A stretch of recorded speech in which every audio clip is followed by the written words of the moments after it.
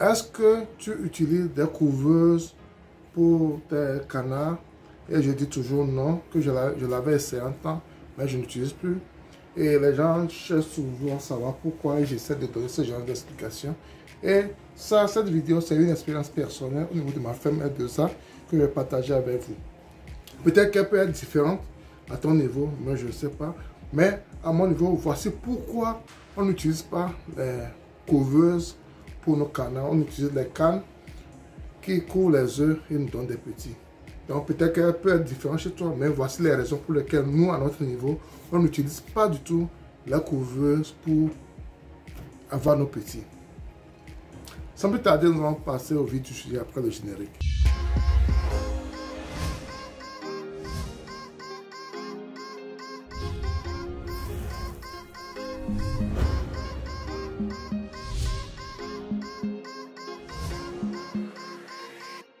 Si tu me découvres pour la première fois, mon nom c'est Sabi Aliati.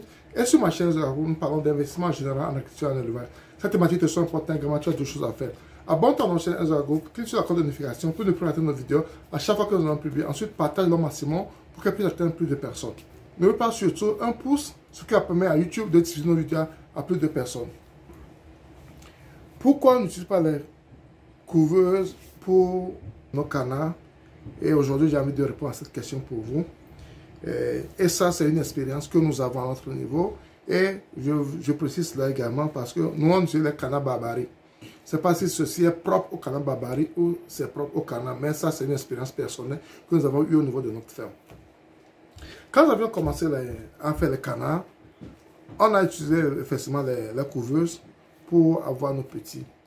Et quand on avait utilisé les couveuses, je ne sais pas si c'est au niveau du réglage ou quoi, je ne sais pas, mais on n'a pas eu beaucoup de petits. Ça, c'est un. On n'a pas eu beaucoup de petits. Et ce qui nous a obligés à abandonner les couveuses et à vouloir aller avec les canards. Mais malheureusement, quand on a commencé par aller avec les canards également, les canards qu'on a eu pour faire cela, on commençait par déconner.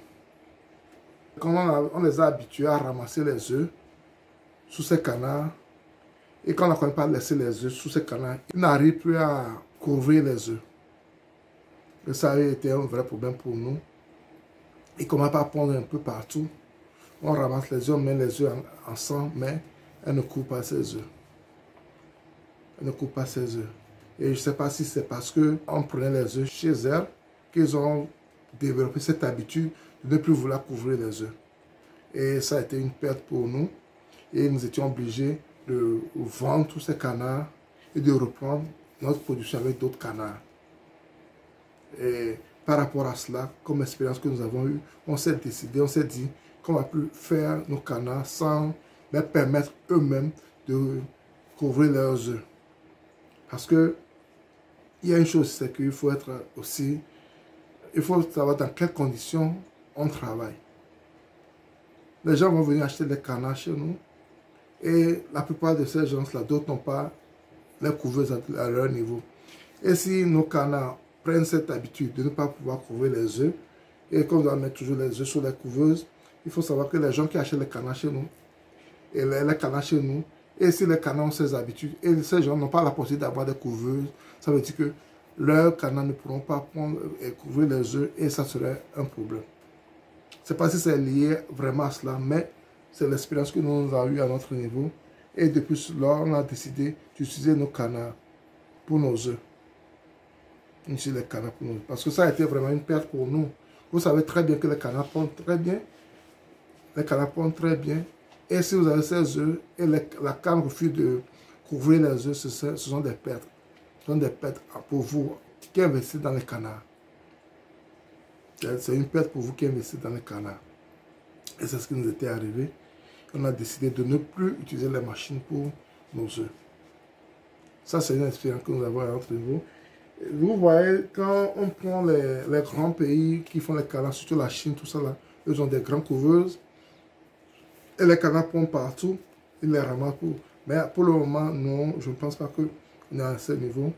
Et ils ont vraiment maîtrisé aussi les couveuses. Les couveuses que nous avons à notre niveau. Je ne sais pas pourquoi, mais nous n'avons jamais eu de problème avec les poules. Quand on met les œufs des poules dans nos couveuses, on s'en sort très bien. Quand on met les œufs des cailles, on s'en sort très bien. Des pétants, ça sort très bien, mais pour les canards, on a toujours des problèmes.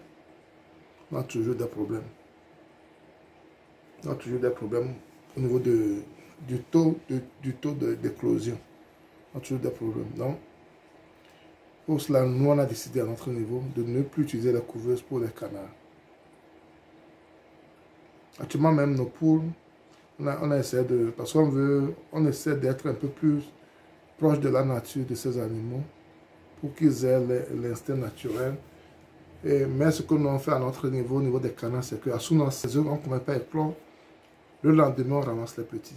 C'est la seule chose qu'on fait qui n'est pas naturelle. On prend les petits chez les mamans et on s'occupe des petits. C'est la seule différence. Mais pour l'éclosion, la canne fait cela. Et il faut savoir aussi que les canards sont de très bons couveuses. Les cannes sont de très bons couveuses. On a des fois 18 œufs, on a 18 petits. On a 15 œufs, on a 15 petits. On a 17 œufs, on a 16 petits. Donc, à peine il y a un ou deux qu'on n'a pas, qui n'arrivent pas à maturité. Mais la plupart des œufs sont éclos. La plupart des œufs sont éclos au niveau des canards. Donc, si le taux de fécondité est au rendez-vous, si le taux de fécondité est au rendez-vous, et si l'alimentation est au rendez-vous, vous aurez beaucoup d'œufs et vous aurez beaucoup de canetons également. Nous, la dernière fois, avec une seule vague de 6 cannes, je pense, il y a une seule vague de 6 cannes, on est pratiquement, on est arrivé à presque 100 canetons. Avec 6 ou 7 cannes, on est arrivé à presque 100 canetons. Donc, c'est tous ces atouts qui nous font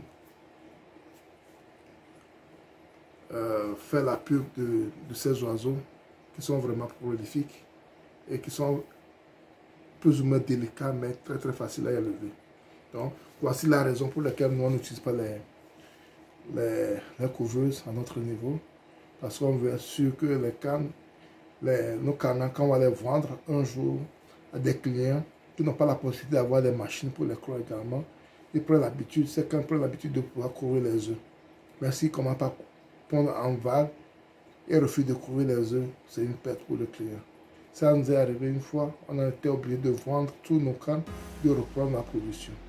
Donc, c'est pour ça que je fais cette vidéo, pour qu'elle puisse aider quelqu'un. Je ne sais pas si cela est lié vraiment au fait de ramasser les œufs, mais ça c'est une expérience personnelle que je suis en train de partager avec vous. Si tu aimes la vidéo, ne la garde pas pour toi, partage autour de toi. Clique sur la cloche de notification, abonne-toi si tu n'es pas encore abonné.